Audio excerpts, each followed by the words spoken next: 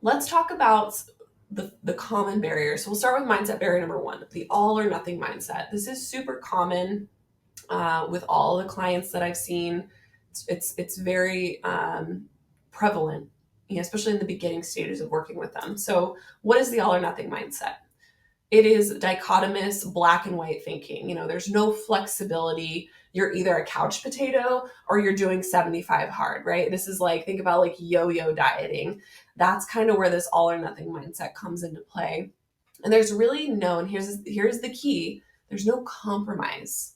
You're not willing to compromise with yourself and give yourself a little bit of leeway to figure out, like, is there maybe a happy medium here? Is there something I can do that could not necessarily be like balls to the walls at the gym every day, but not couch potato, right? And so in the all or nothing mindset, we don't think that way. There is no flexibility, like I said. So let's look at what that habit loop could entail. Let's do here's a common example. So let's say, we're in January and we start out and we're doing really well eating clean at home. But then we get an invite to go out to eat with our friends and we want to be social, right? We're social creatures. It's natural. So we go out and we're doing good. We order a pretty good meal. We get some salad, we get fiber, protein, fat, all the good things. But then the waiter comes by with a tray and he's carrying it to a different table and you see this cupcake, this delicious cupcake or some sort of dessert, right? And it's on his tray. And now you're tempted to order the cupcake. You're like, that looks so good.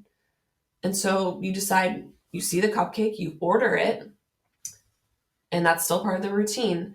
But then you have guilt, right? Then you have this feeling of I failed because I ordered the cupcake. I did so good, but then I ordered that freaking cupcake. And so instead of saying, hey, it's just one cupcake and you did so many other good things throughout the day, you say F it. And now you're going to just keep on eating crappy for the rest of the day, maybe the rest of the week, and maybe that week turns into a month, right?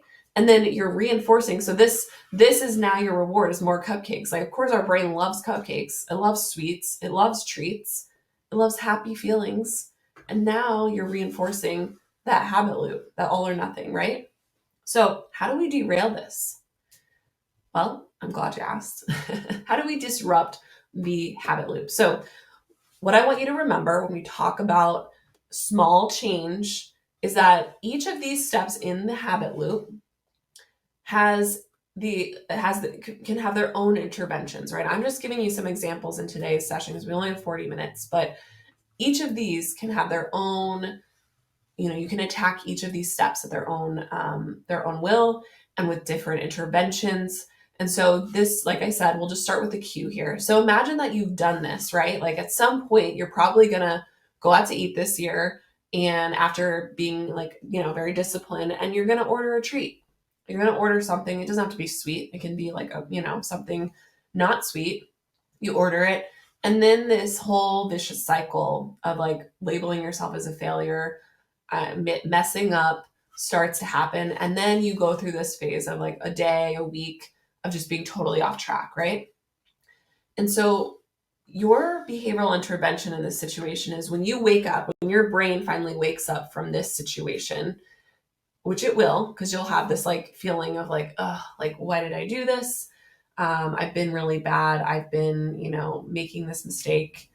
That's when you have an opportunity to sneak in there and do some assessing. This is your opportunity to generate awareness about what's been going on and attack some of these thoughts and emotions that are driving this behavior, this habit, right? And so what I want you to do, and what you would get in HHA, what you'll get in HHA are a bunch of different worksheets that'll help you work through this. But you can do this at home too, where you can journal. You can journal about this whole cycle, like identify what the cue was, the routine, what was the reward that you were using, and what were, the biggest thing is like, what are the thoughts that are going on in your head? And now from there, I want you to, after you do that, I want you to then create a plan for yourself about how to move forward. And again, think small baby steps, right? If you've gone totally AWOL on your whole routine, what's one small little thing you can do? Can you eat it like I don't know, have like carrots for a snack, right? Like, can you do that? Is that something that you could potentially utilize in this moment? The other thing I want to reinforce here too is that it's not bad to have a cupcake once in a while, right? I think we have this, like, it's again that dichotomous thinking of labeling things good or bad. This is not the problem. It's this routine that you have that's the problem. And so we really need to tackle this piece. It's okay. So I think, again, this is where awareness comes into play. It's like, if I'm going to go out to eat and I decide I'm going to have a cupcake, it better be a damn good cupcake. I better be choosing the best freaking dessert on that menu. And I better be savoring the hell out of that cupcake when I eat it, right? And so I want you to have all of that awareness while you're making that decision, because like I said before, habits make your brain turn off. And so you were probably not aware that you were putting yourself into this habit loop when you made the decision to initially get the cupcake, right? So just keep that in mind. And that's one strategy for kind of overcoming this mindset.